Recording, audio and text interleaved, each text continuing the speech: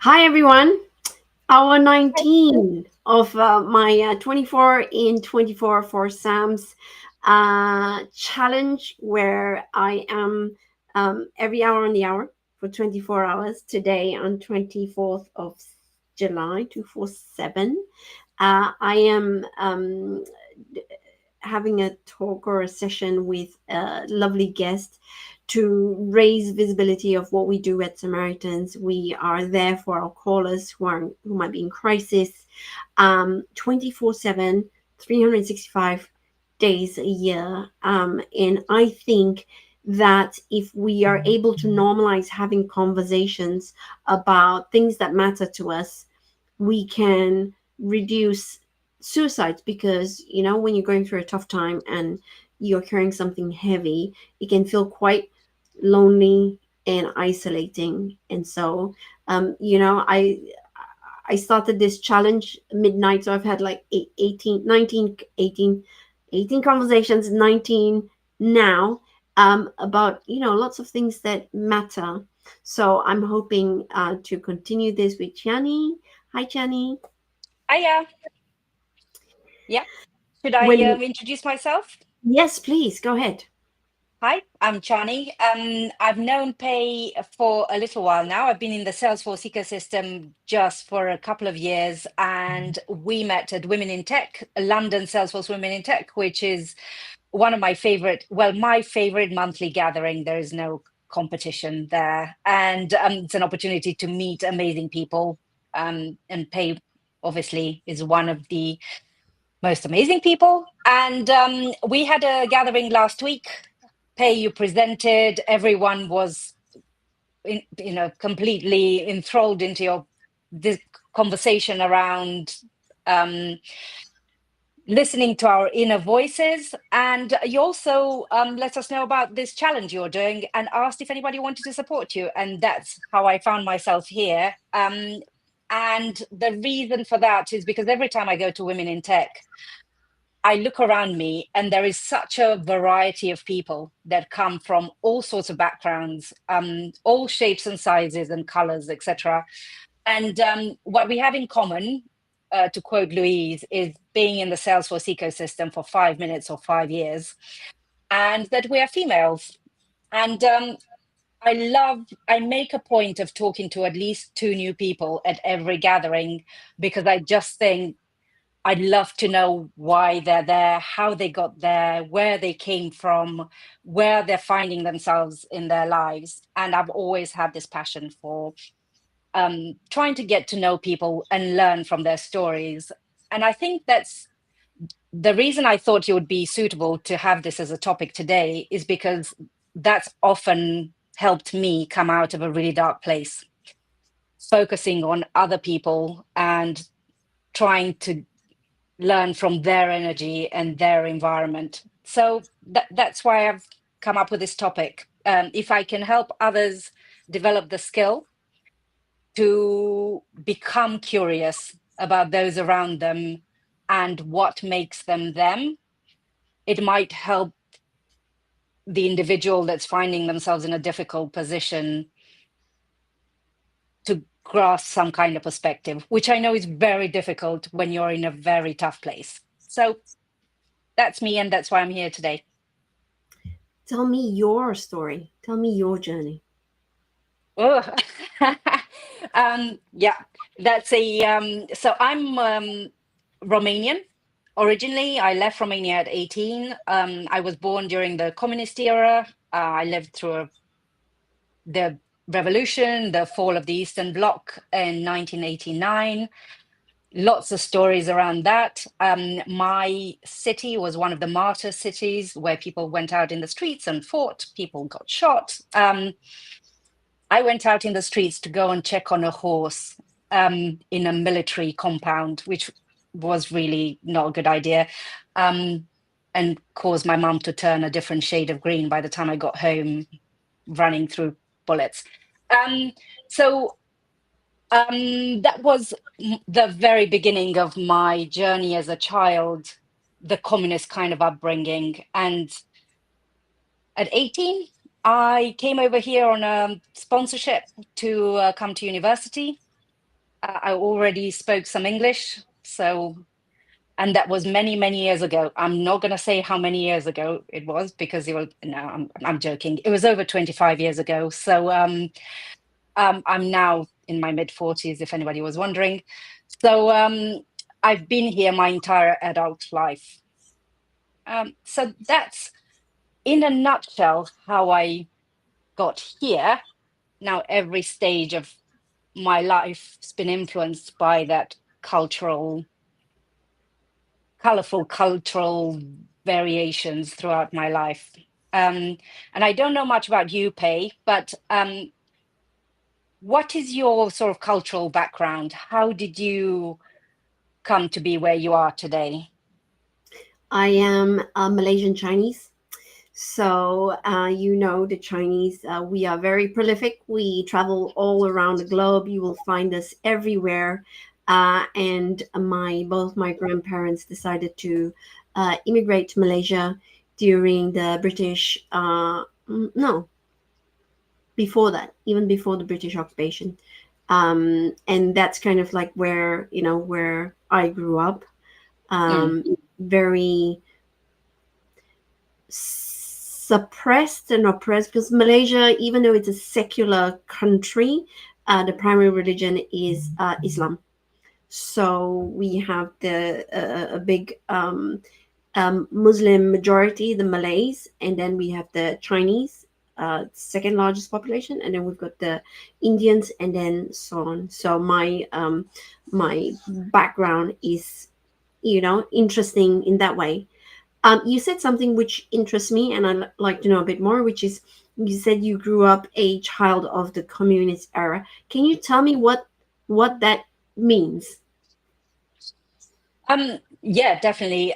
Compared to today's living, and that's where I find I will go into answering the question correctly, but that's where I find it difficult to fit into some aspects of British communities and culture. Coming from I find that I get on much better with British people in the 80s and 90s because they can identify with that communist period much better, having lived through the post-war Britain in the late 40s and 50s and even into the early 60s. So it's just I wasn't aware that that was not the norm, but as many people know, the communist era was very concrete, very grey. There was a huge shortage of food in Romania, I assume in some other countries as well. We didn't have supermarkets. We didn't have that many clothes shops, maybe one or two in town. So everything was recycled.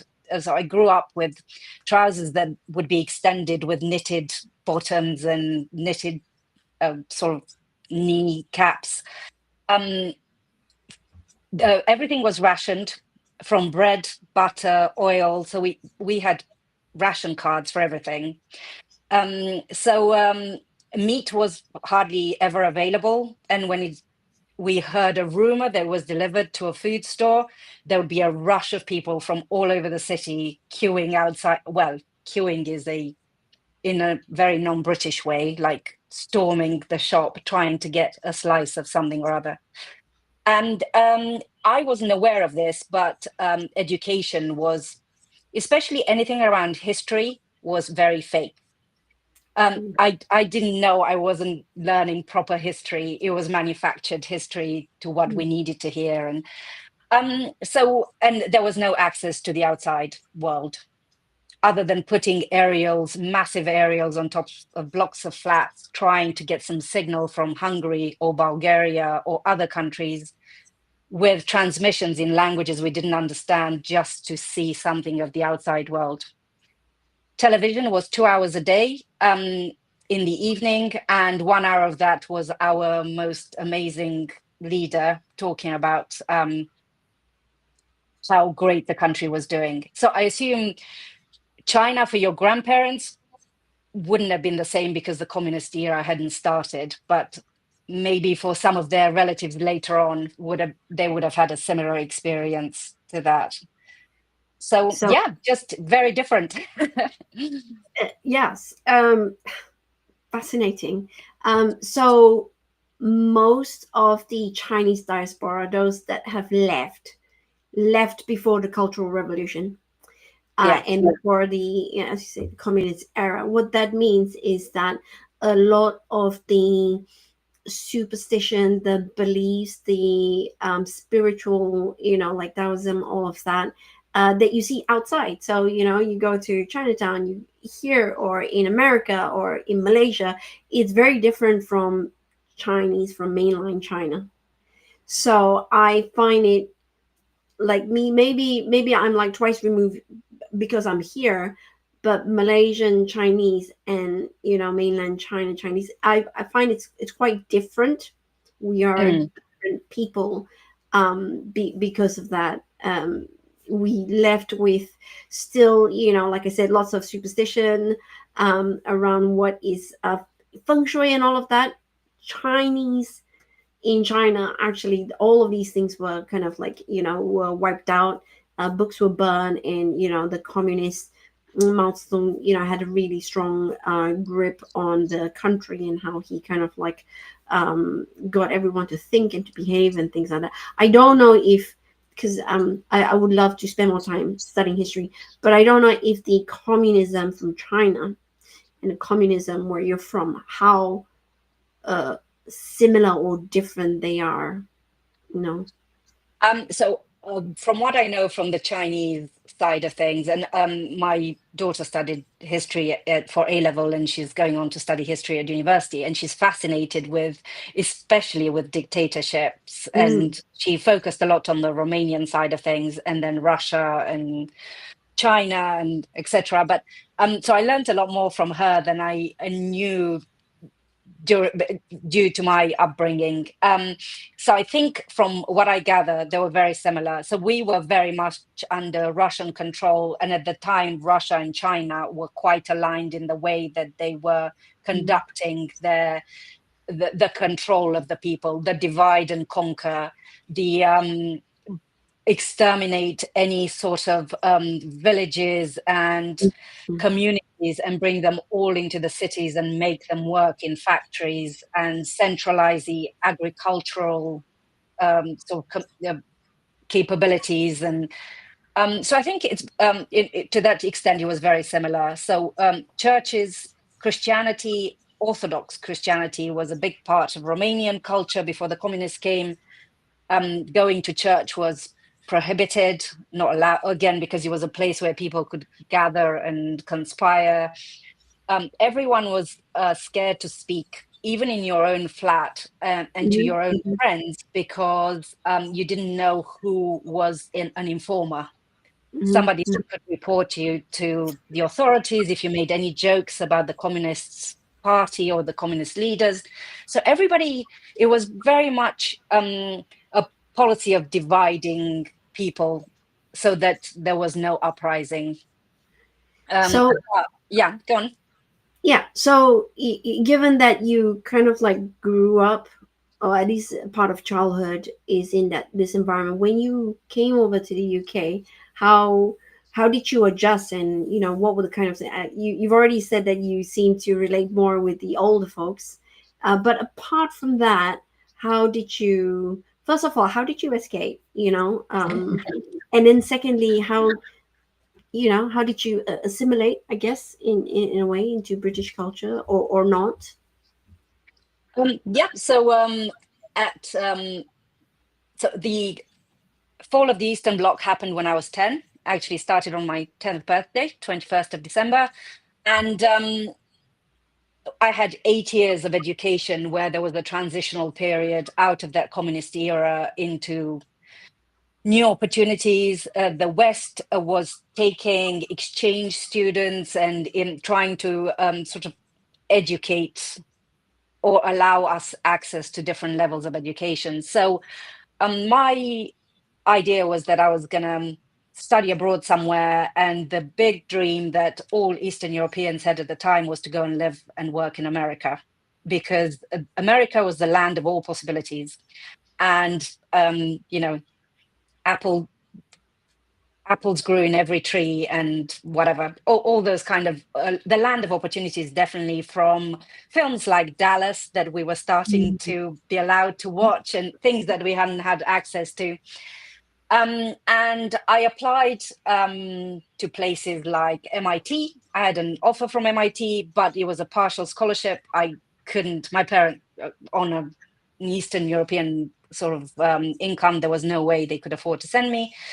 So I thought I would take a year out, work as I applied to be an au pair in the Netherlands, save some money, and then reapply.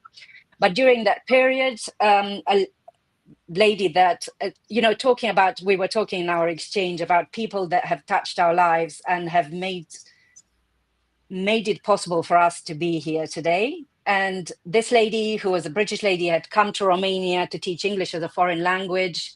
She taught at my high school in my hometown. She decided to sponsor me for my first year at the university here. So she offered that to me. I didn't have a choice of university. It had to be near her house. So it ended up being in Essex. So I said yes. So that's how I came over. And the university, after my first year, decided to enable me to stay regardless of finances, having had reasonably good grades, or for their standards, very good grades. And I thought, yeah, great, I will come and study in the UK and then go to America. In my head, that was still the dream. I was fortunate enough to get a work placement as part of my degree with IBM at their headquarters at the time in Portsmouth. And that's where I met my partner, and the going to the States was not a dream anymore. As it happens, we ended up going and living in the States with my partner's work, and I hated it. I hated so everything happens for a reason. I'm a big believer in this, and I don't know what your view is on this, that good and bad things happen, and some of the bad things are terrible. But at some point in our lives, we see why that terrible thing might have happened and what good has had come of it. Do you have those kind of, in your Chinese kind of culture, do you have that kind of perspective on life? Or do you see things as good and bad, or how do you view those things that happen to you? Yeah, let me rephrase that. So looking back at your path to where you are today, are there things that happened that at the time you thought were disastrous that turned out to be the best thing that ever happened to you, or Um, made your path better? for sure. I think there are plenty. Although I think I would ascribe that to having perspective after the fact.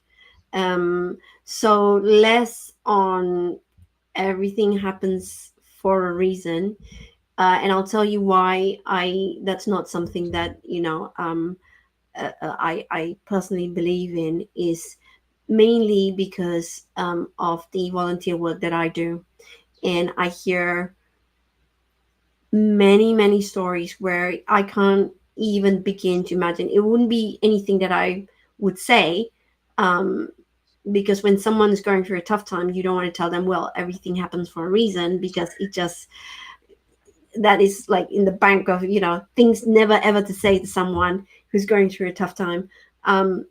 But I think it's usually perspective, and those who see it that way generally have the kind of um, what's the word I'm looking for, is just escaping me, the kind of personality and outlook that would make the best out of the situation anyway. Yeah. Resourceful people will find a way to make things work and move forward regardless of what happens to them. So I am aware of a lot of people who are like that. You see bad Mm, things happen and they'll turn it around, or they will mm, push through. They will integrate that bad thing that happened to them, like losing a limb, for example, and yeah. still being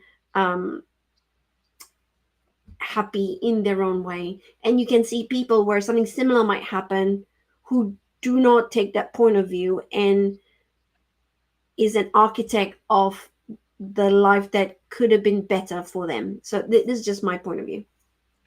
No, so I'm that's why I love having these conversations, because what I believe in is not necessarily set in stone, and I'm very happy to be influenced one way or another with an explanation. Like, I'm sure if I had conversations with people like you do every week during your volunteer week, and I hope one day I will. I hope I can help to volunteer in that way. Lots of things that I see as black and white, that I'm not aware I'm seeing as black and white, may turn out to be different shades of other colors. Um, no reference to any book. So, as in different, yeah. I think it just gives a different view on life when you are down on the ground talking to people. So yeah, you're right. But going back to that particular story, I felt that it was lucky that I never ended up living in America permanently. Having experienced it for a year, it was great to be there, and I'd love to go back and visit and see different parts of it. But the cultural fit of it was not for me. And that goes back to your question about how I integrated here and how I feel I sort of integrated into the local community and the culture, British culture. And I think um, I just immersed myself with people from every background that live here at university, in every job I tried. I think that this need to connect with people came from the fact that I was here on my own and I needed to build a life of some kind. And I think that's where that skill developed, to get to know people and just grow my sphere of friends. And now it's not about that anymore. It's just the pleasure that I get from understanding people's background and different cultures and different attitudes, and like, just even chatting to you today about your experience and your view on everything happens for a reason kind of thing. So yeah, I think that was, for me, one fork in the road where I'm pleased what I wished for didn't quite happen, because I'm very happy here. I love the weather. I know everybody complains about the weather. I hate it when it's too hot, so I love it when it rains. I love the fact that the seawater is not too hot. Um, so yeah, I just feel it's the right place for me. I relate with the weather situation because Malaysia is hot and humid and sticky. It's either hot, humid, and sticky and dry, or hot, humid, sticky, and wet. So Mm, we have the rainy season or the not rainy season. So it's not. I like that there are demarcations of the seasons here. I love the rain. I'm an introvert, I think, so I'd rather stay home and read or watch TV as opposed to go out and do stuff. So rain doesn't bother me as much. so I when Go did on. you come, over from Malaysia, and how? Sorry, if No, yeah. 1999 I came. Oh, same year. Well, I was 98, so yeah, about the same time. Okay. Yeah. And About the same. what brought you here? Oh, my husband brought me here, but he wasn't my husband then. So I had graduated. I was working in a company. I was the system administrator. So, doing backups and passwords and, installing printers and all those sort of things. And that was the time when the company had a leased line, whereas at home I had a modem. So, the thing about a very good system administrator is that when I got my job done, there was nothing else to do.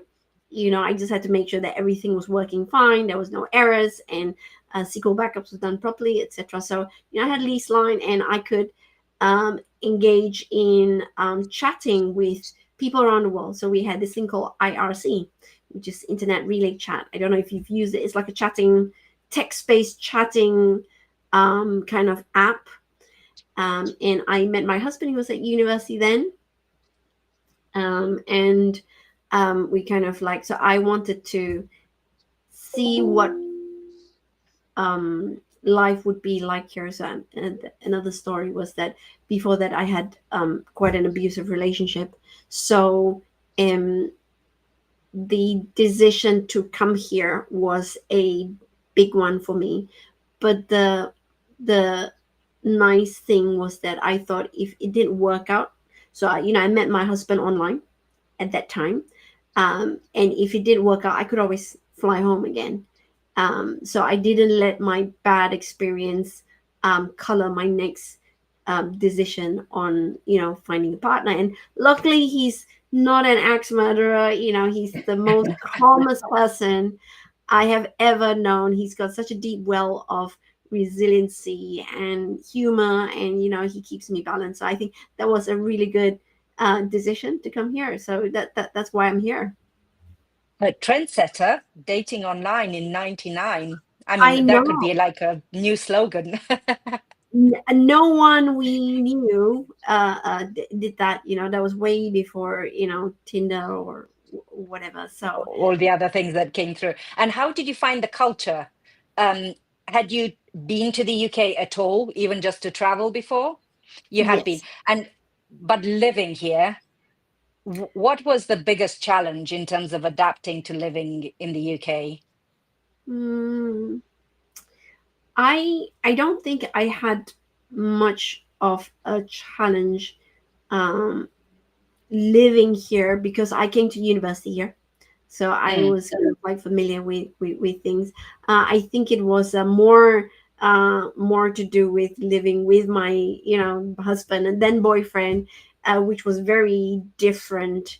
Um, yeah, S- something simple like do you brush your teeth before or after breakfast? Like we do it before. Why would you do it after? So he does it after. Yeah, it's simple things like that. And in Malaysia, breakfast is usually something hot, like noodles or or even rice. And here it's like cereal thing. This is a cold thing. It's small things like that. Nothing big. How about you? Yeah, The, so interestingly, food, I was waiting for it to go to food as an issue because that was for me the biggest adjustment. We, and I think it's still the case in Romania, have the main meal at lunchtime. And then in the evening, you might have a snack like a bit of toast, maybe some cheese. And adjusting to eating a big meal in the evening and not having that much during the day was quite. And now I don't obviously don't even think about it, and I couldn't do it the other way around. But it's yeah, a hot meal at lunchtime was definitely it. I would come back from school, and traditionally, and everyone I knew grew up the same way. Oh, the other thing was the number of dishes available in a week. So my mum, and then later on my mum and I would cook on a Sunday, and it'd be a huge pot of something that we all helped ourselves for the other 7 days of the week, and heated it up and ate it. And coming here, and especially once I got together with my partner, and there was an expectation there'd be a different meal every day. That to me was like, why would you spend all that time cooking? There are so many other things you can do in life. So I think that was, yeah, a major adjustment to yeah, just life here. Mm. I think Um, I have the opposite, So if you've ever been to Malaysia, the food, it's a food heaven. There is just so yeah. much food. You can eat different noodles every day for a whole year, and you would have a different variety.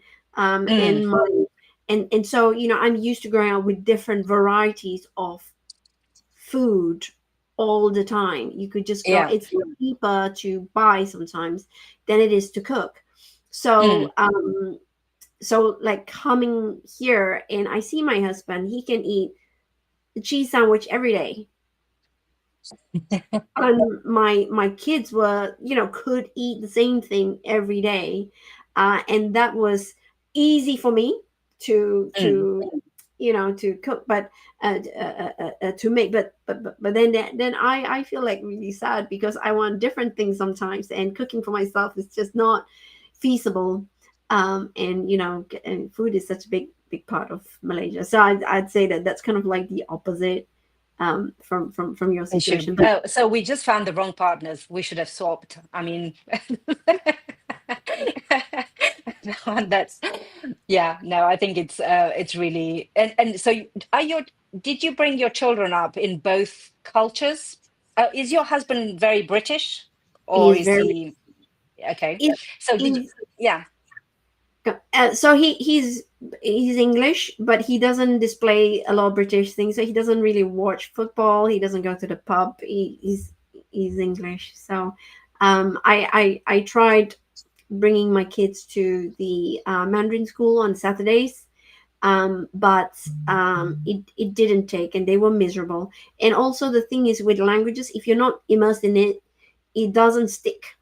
And it's like Mm, I can imagine it's like every Saturday you're going and learning an alien language, and Monday to Friday you don't hear it, and Saturday you've forgotten what you've learned. And that was 2 years we tried, mm. and it was not possible. So I just stopped because they were so miserable. How about you?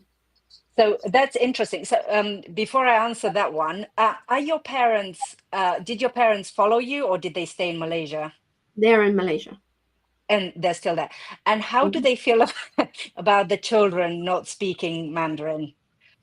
Because my So parents never forgave me for my children not speaking Romanian. So I was really lucky because my mom worked in a bank and my dad was an airline pilot, and they decided growing up that they would speak to me and my brother in English, which gave us a leg up at school compared to all my cousins who went to Mandarin school, and the spoken and written English wasn't as good. So it was a non-issue, but it sounds like it was an issue in It your. was definitely an issue for me. So because I left at 18, I didn't have the language skills to talk to a baby in Romanian. As I was growing up, I never had babies around me. I mean, we lived in a block of flats with all ages of children, but not particularly babies. So I found it easier with the children being, well, my son was born in the States, but uh, they grew up here essentially, to speak English, because I could copy some of the behavior of other of my Mhm, NCT friends, mhm, and it mhm, just came more naturally. And I tried to, as they were growing up, to introduce words and put post-it notes on the fridge and on the different objects. And I had books and like you said, unless you're immersed, unless if I spoke to them in Romanian all the time, I'm sure they would have learnt it. And my daughter's been we have my daughter is 19 and we have a 365-day streak together on Duolingo where she's learning Romanian and I'm learning Japanese just because. Um, and she's doing really well with Duolingo, and she's going to Romania by herself taking some friends in a couple of weeks. And she's going to try her skills on her granddad and see how that goes down. I'm hoping it's all good. But yes, definitely. My parents didn't speak. Oh, my mum's not around anymore. They didn't speak English, so it was a huge barrier for them between the children and themselves. So yeah, that mhm. was. Somebody keeps trying to interfere with my Hello, other little video stream. Smash. Yeah. Um, so thank you very much, Chani, for proposing to have this conversation. I didn't expect to talk about both our upbringings and a collective experience here in the UK, and I definitely have a deeper appreciation of your journey. So I thank you for kind of like putting your hand up and go, hey, I'll help keep you awake. And also we can talk about our individual stories. Thank Yeah, you very much for having me. And again, I'm in complete awe from what you're doing today and what you're doing for the community, and especially for the women in the community all the time, not just now. And really good luck. And if there's anything else I can do or I can support you on this journey, let me know. And thank you. Before I wait, let you go, sorry, there's one more, which is just going to flash this on the screen. So for those of you who have watched, I hope you found that really useful. Oh, there's some chats. yeah. Somebody is questioning whether you're really an introvert. Vasanti is actually my branch director for my Samaritans branch director. So she's been popping in every so often, and putting little comments and making sure that I'm looking after myself. She says, hard stop at 5:30, and you need to have your comfort break. So thank you, Vasanti. I love seeing her comments in here. So, yeah. So those of you who have watched, I hope that you will spend some time and talk to the people around you and get to learn their journey. So I'm so um, grateful that we had this time so I could learn more about you. Otherwise, it's unless we sit next together at WIT, or there is a let's go out for coffee, and to get to know. I think human connection is something that we need to be more purposeful about now, especially now with the remote environment and people working from home, etc. So again, thank you for proposing this topic and being here for us today. Um, I Sweet. am almost at the home stretch, and I'm kind of like feeling it now. Again, thank you. Enjoy your break. I'm going to let you go. Thank you, Chani.